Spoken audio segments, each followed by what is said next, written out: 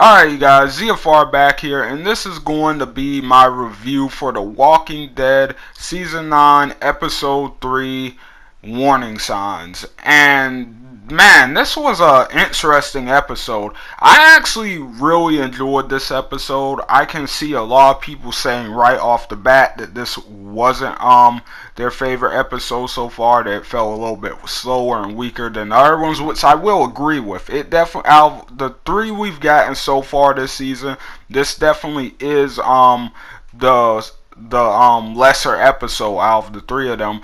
But that's not to say that it's a weak episode. I actually think this is a very powerful episode and a very important episode, especially once we start to get into those last couple of scenes. This is a very important episode going forward, not only for this season, but for the series, because this episode is setting up. You can tell they are just setting up Rick's departure, and I'm going to get into what I mean about that in a second here. But first, let's talk about what happened in this episode. So basically, there are two big plots in the episode. One is Jadis and that darn helicopter. We're still waiting to figure out what that helicopter is. And then the second is this big murder mystery, because obviously, like we heard last week, the saviors have been disappearing once they leave camp, and everyone's trying to figure out what's going on. Justin turns up as a walker with a puncture wound in his chest, so obviously someone killed him. It wasn't an accident or anything, and everybody wants to know what on earth is going on here. Something's going down. Someone's killing saviors, and we need to get to the bottom of it, or we need to be armed. We need weapons to defend ourselves, because something's going on, which is a fair point. But obviously, you know, Rick and the others, they don't really want to give the saviors guns because they don't trust them to, you know, be responsible with them, which I'll say right off the bat, an easy fix for this would have been to just give the saviors that seem to be on your side, that seem to want chains, guns. Like, there were a few that were really clear, like the one savior, I forget his name, Daniel, is that it? The one that's living at Hilltop and stuff. Could have given him one. You could have given a rat one. She seemed like she was really trying to change this episode. You could have gave what's her name, Tara, one, not the Tara we know, but the other Tara, or Tara, however you pronounce it, the blonde one. You could have given her guns. You could have picked a few saviors out that you knew would did the right thing, weapons, or that were showing you that, hey, we're trying. I mean, at the end of the day, if more of you have weapons than more of them, you're still kind of in the same situation. So I think that will also went a long way in defusing the situation a little bit. But anyway, I'm not going to nitpick at that too much. But yeah, overall, the episode ended with that really intense scene at the end with Sydney revealing that it was actually a rat who killed her younger brother when Simon killed all the Oceanside men and boys. A rat actually executed her brother right in front of her. He was 11 years old, and when a rat was begging and pleading, saying that she's changed, that she's sorry, she was saying that Simon would have killed her if she didn't.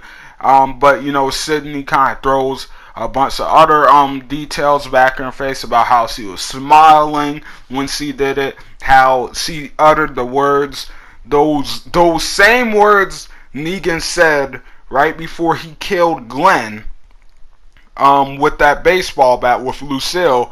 Right before he said that, right before he did that, he uttered the same words a rat said before she killed Sydney's brother, no exceptions. And that obviously struck a chord with both Maggie and Daryl, because obviously Maggie loves Glenn. That's her that was her husband and the father to her child, and Daryl felt responsible for Glenn's death, which he kind of was. But we're not gonna get into that. But yeah, overall, overall, I can't really blame them for the choice that they made. I understand, they're personally involved.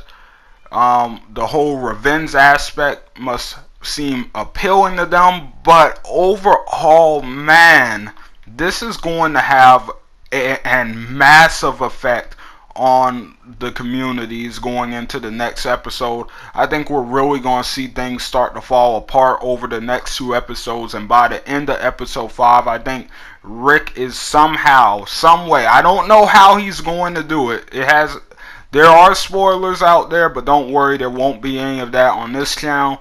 But I'm going to go ahead and guess that Rick is somehow going to sacrifice himself to not only save, but to finally unite the communities. I think that's what's going to happen.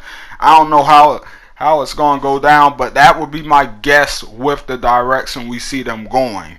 But yeah, overall, like, this was an interesting episode, man. This was a good one, in my opinion. Especially, mostly because of the second half of the episode. I feel that's where things really picked up and really got good. But overall, I feel it was a good episode. And one thing I'm loving this season is it feels like they don't. You can just tell. It feels like the writing team, the directors and stuff, they just don't have this feeling that they need to do all this extra stuff. I like that they're keeping it so, if you really look at these past couple episodes, something about them has just been more simple and more clean, and I've really been digging it. It's a way better feel for the show, very noticeable. I hope they continue on with it this season. But anyway, yeah, if I had to give this episode a review score, I would honestly give this one 3 out of 5 stars. Like, it was a good episode, but it wasn't like mind-blowingly good or anything like that, or it wasn't even amazing. Like, it's not an episode, like, other than like the I'm gonna say last 20 or so minutes of the episode, you didn't really need a lot of the stuff that happened in this episode.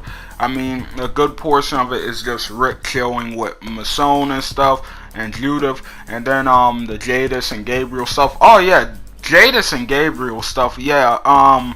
For the most part, just kind of annoyed with Jadis, but I'm not going to get into that too much, because I know I've been messing up with the smaller videos, I promise, but this week we actually have we for certain have time to get them done, so we're going to get them done, and there are going to be other videos to go along with this review, so yeah, keep your eye out for those. We're going to be touching on all the stuff we talked about in this video and a little more detail going forward. But anyway, guys, thanks for watching. Hope you guys enjoyed the video. Don't forget to leave likes and comments down below, and I will see you guys on the next one. ZFR out, guys.